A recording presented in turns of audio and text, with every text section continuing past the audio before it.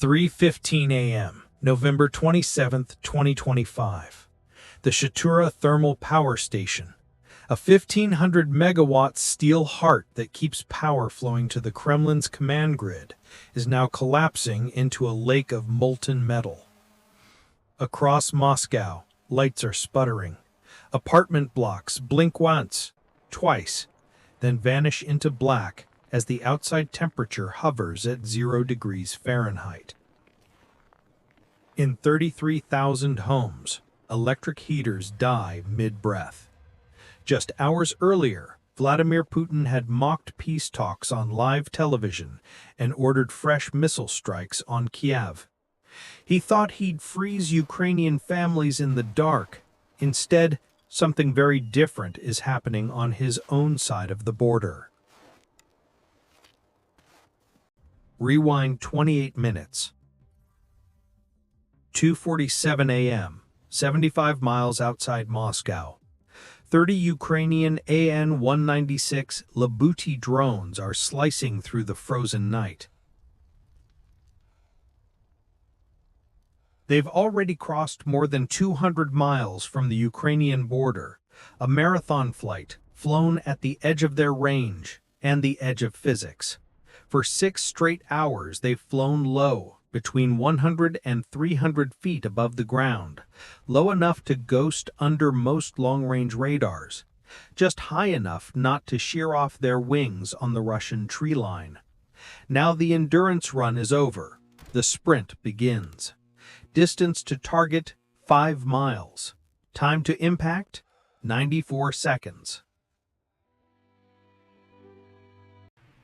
On encrypted monitors in a hardened Ukrainian bunker, the objective glows like a white-hot wound in the middle of the map. 3 massive step-up transformers, each one a 10-ton steel giant filled with 40,000 liters of highly flammable dielectric oil. Damaging one transformer is a problem. Destroying all 3 triggers a cascading overload that will make the Kremlin's command grid cough and choke for at least 72 hours. While Putin's long-range bombers have been firing Kinzhal and cruise missiles at Ukrainian cities, someone in Kiev has been quietly building something else, an attack that doesn't aim at people, but at the nervous system of Moscow's power infrastructure.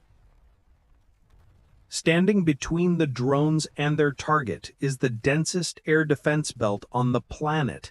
On Ukrainian screens, the tactical map bleeds red with overlapping rings of Pantsir S-1 batteries, Tor-M2 launchers, and S-400 TRIMF systems. Russian operators sit in heated cabins, watching green radar sweeps roll across their scopes, confident and bored, waiting for targets to appear at normal cruise altitude. What they don't realize is that the strike package isn't coming from above, it's crawling up from below. The final 10 strike drones drop into a narrow southern valley and level off at just 20 feet above the snow, lower than a 2-story roofline, lower than most autocannon depression angles. They're flying in the blind spot of the very systems built to kill them.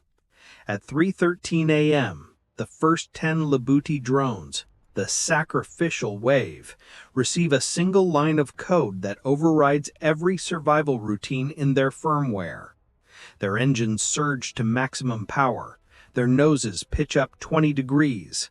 They claw their way out of the radar shadow of the trees, climbing hard to 12,000 feet, straight into the heart of the Russian kill zone. They are not trying to hide, they are trying to be seen. Inside the command vehicle of an S-400 Triumph battery 10 miles north of the station, the sleepy rhythm of the night shift shatters instantly. The 92 N6E gravestone radar, designed to track over 100 targets at once, suddenly paints 10 bright new contacts, all inbound. To the senior lieutenant leaning over the console, the picture is simple. 10 slow-moving intruders flying straight at a critical node. He doesn't see decoys. He sees a perfect engagement. He barks the order, track, fire for effect. The S-400 responds without hesitation. Launch tubes pop open. Gas generators kick four 48 N-6DM missiles vertically into the air. A fraction of a second later, their solid fuel rockets ignite, hurling 2-ton cylinders skyward. These are weapons engineered to kill fighters and cruise missiles at ranges beyond 150 miles. They accelerate to over Mach 6 in seconds. Tonight, they're being used to swat fiberglass drones doing maybe 90 knots. Up at 12,000 feet, the Liutyi decoys continue their steady, dumb climb. They don't jink, they don't jam, they don't evade. Their job is to exist long enough to die. 9 seconds later, the lead Russian missile closes the distance and its semi-active radar seeker locks onto the first drone.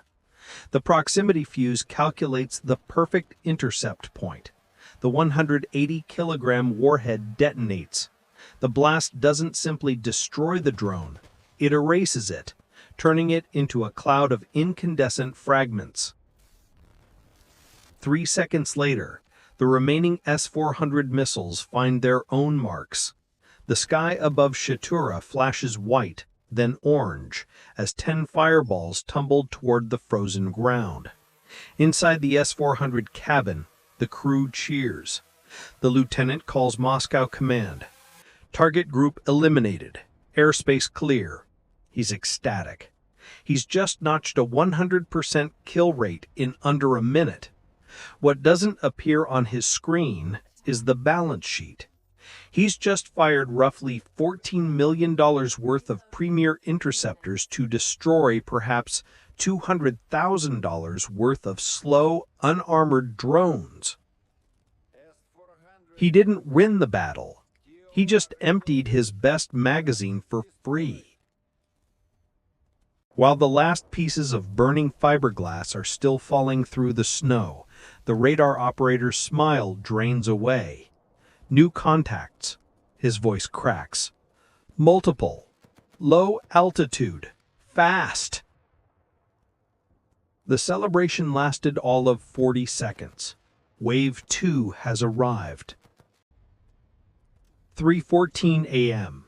The medium-range scopes on the Russian network flicker, then lock. 10 new inbound targets. Altitude, around 3,000 feet. Range, 8 miles. Closing. The S-400 crews are almost useless at this distance and speed. Their long-range radars and big interceptors were built for distant, high, and fast. This fight has moved into knife range. Time for the pit bulls, the Tor-M2. Hidden in the birch forest circling the power station, 3 Tor-M2 vehicles sit like low angular toads in the snow.